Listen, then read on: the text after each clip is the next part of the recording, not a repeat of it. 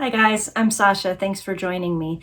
This is Furniture Refinishing 101. So the first thing you have to do, pretty much for every furniture refinishing project, is to remove the old finish. You can do that two ways. You can do that with a stripper that you paint on or spray on, let it sit, and then you scrape it off and the finish comes off with that. And then you do have to sand after that. Or you can skip the stripper and just go straight to sanding. I do have a video where I use stripper on a wood product. I believe it's called blanket chest refinishing. So if you're interested in seeing how I use the stripper, you can check that video out. Sorry about the background music. My husband is doing music in the other room, so we'll just have to deal with it. But so a lot of times, unless there's a lot of detail on a piece, then I pretty much just go straight to sanding because I'm gonna have to sand it either way. Now, one thing I wanted to show you that you might run into, very common among factory-made furniture pieces, is running into a veneer. Okay, so this right here, this is all solid wood. So when you sand down the old finish, you get unfinished wood. What we have here is plywood, which is many thin layers of wood glued together. It's definitely not as attractive for furniture, so you rarely see it unless it has a veneer over it, which is a really thin layer of wood that is meant to match the rest of the wood and look really nice. But once you start sanding it, the veneer disappears and you come upon plywood. So I'll give you a close-up of what this looks like. So when you hit plywood, you can handle that a couple different ways. I am going to stain this the same as this, and we'll see what result we get. If I don't like the result, then there's always, we could paint this portion of it. Also, we could instead plan to upholster this cover. If I just can't get the plywood to look good, then we might have to tackle that in a different way. But that's very common. When you're refinishing furniture, you're gonna come up against challenges and things like that. So this is a very common challenge. I'm gonna show you what it looks like before you get it sanded all the way down. See, this, you can still see some of the dark finish showing through, okay? And then you keep sanding, and then you get to this reddish looking wood, which you'll notice immediately because when you sand this stuff, it gets lighter and lighter. This stuff you sand and it gets red. But you can't leave it like this because it's just so thin that you're not gonna get a smooth finish. It's gonna be blotchy, it's gonna look really bad. So you've got to go all the way through the veneer and get to what's underneath, and then we can tackle it from there and decide what is the best way to handle it. So this is what it looks like before it's been sanded all the way down. This is what it looks like from the side. You can really get a good look at the plywood. Do you see here? You can see those layers of wood that are glued together. See that? Not the best look, but I've dealt with it many times before, and you just try different things and decide how you're going to deal with it when it happens. After we get it all sanded down, then we're going to want to do any repairs that need to be done. Sometimes you're going to just a simple tightening up of all the screws will get it where it needs to be. In this case, we have 4 different screws here and a lag bolt here. The lag bolt was actually going into this back piece. It's not going all the way to the leg of the chair. So this joint, even though I have tightened these, this is still not a real solid. I don't know if you can see in the video. There's still a bit of a gap here. And I would really like to get a good solid joint there.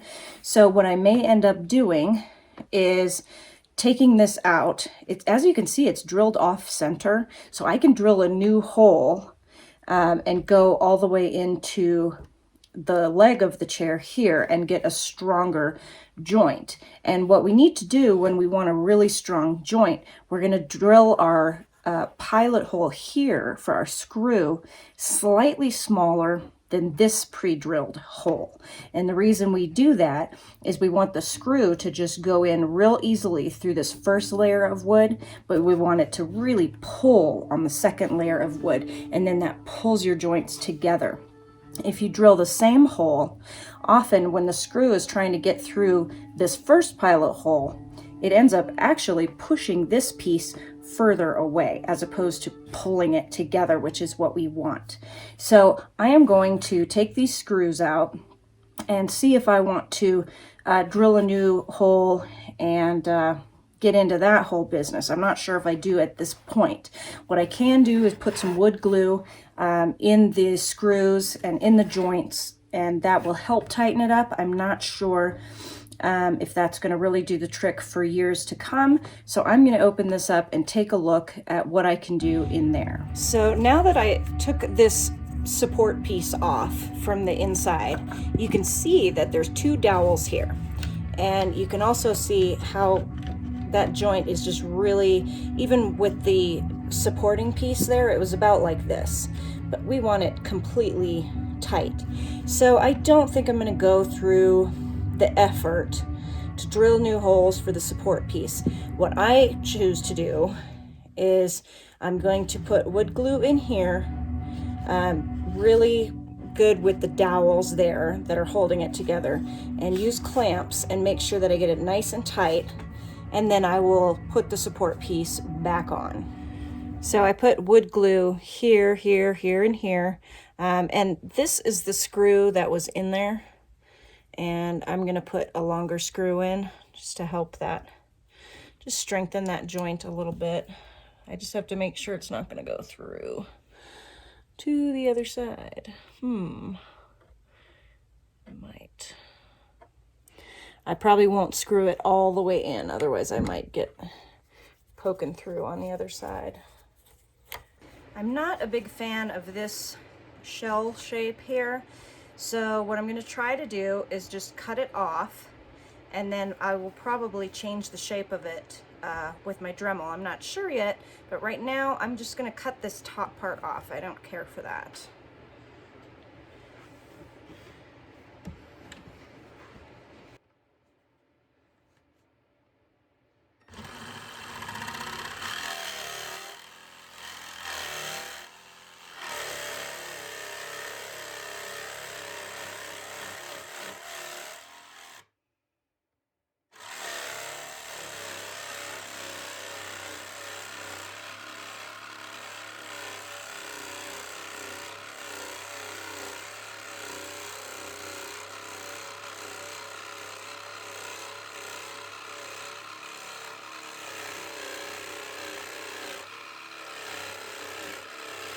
I'm still not exactly sure what I want to do about this, but I am going to start by removing some wood here, and I think I might follow the shape of the chair and just go down here. Now I could take the jigsaw and cut a V into it just to eliminate some of this process and get rid of some wood faster than this. I've got a pretty good carving bit on there. That's going to remove the wood pretty quickly. But the reason I don't want to use the jigsaw is because I am not still sure how deep I want to go. So I'm just going to start with this, take my time, and figure out what I want to do as I go along.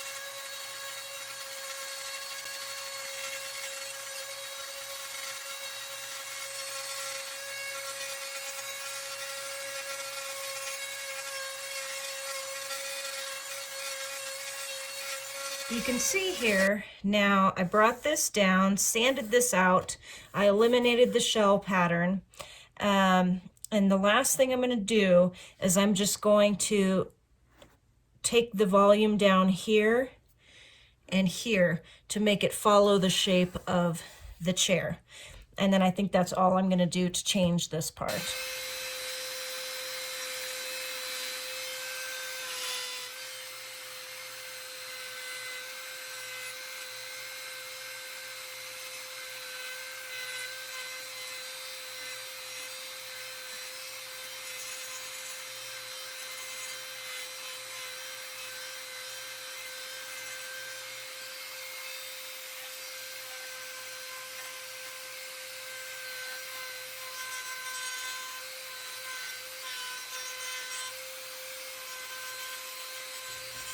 Once we've removed the finish, if you're going to paint, then you can just start painting. But if you're going to stain, you want to sand it down with a fine grit sandpaper. That basically just eliminates any of the scratch marks that a medium grit sandpaper can leave behind. So you really, if you're going to stain it, you want to go ahead and just do a quick sand over everything with a fine grit sandpaper. It gives you a nice smooth finish. Also, if you use any wood glue, make sure that there's none of that remaining where you're going to stain, because it won't accept the stain. You'll have a big blob of where the glue is, even though it's clear and you can't really see it. It becomes very apparent when you put your stain on because the stain doesn't absorb into that area. Okay, so this is the moment of truth with my plywood back. I'm going to put some stain on it and we're going to see how it looks.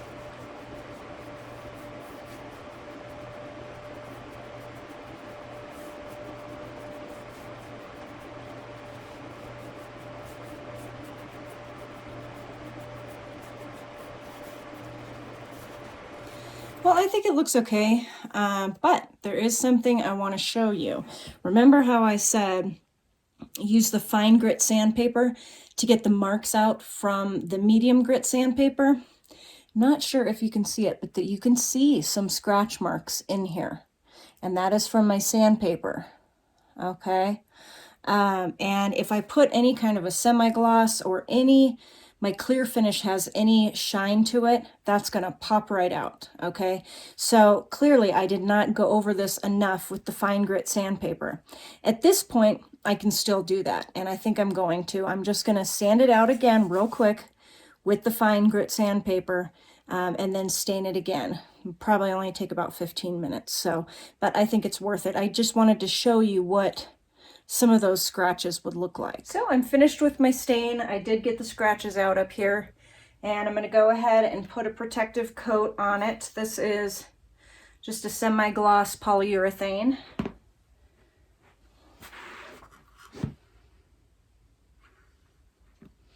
You just want a nice thin even coat. You don't want to get too much product, cause big glopping. You don't want, I don't know what the word for it is other than glopping.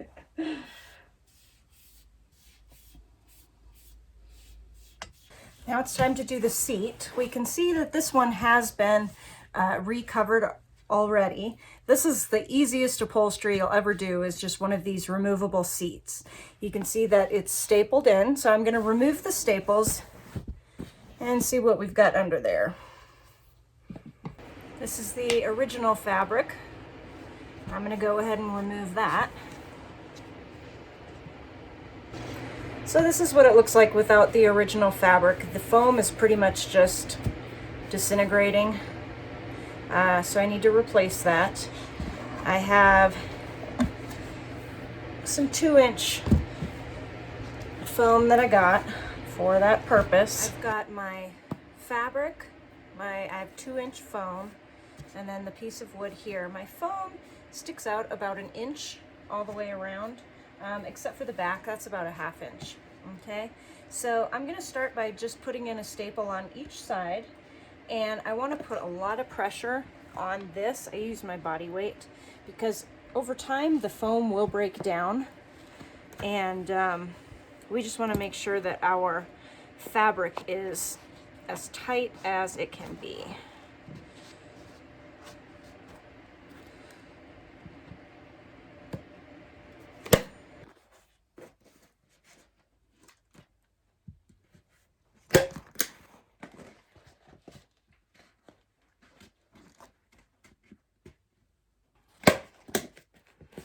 and work my way here and here from each side.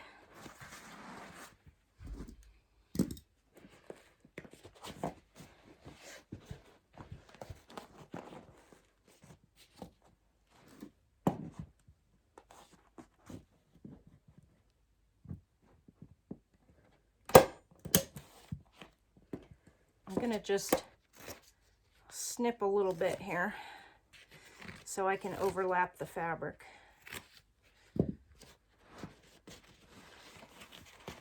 Some people like to do like a hotel sheet corner.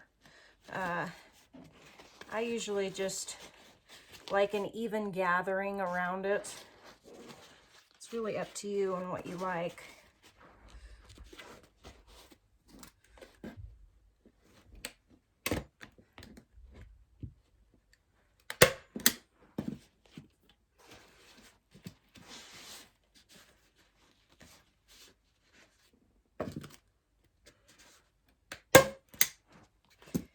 Now you want to keep in mind where your hole is for your screw that screws it back into the chair.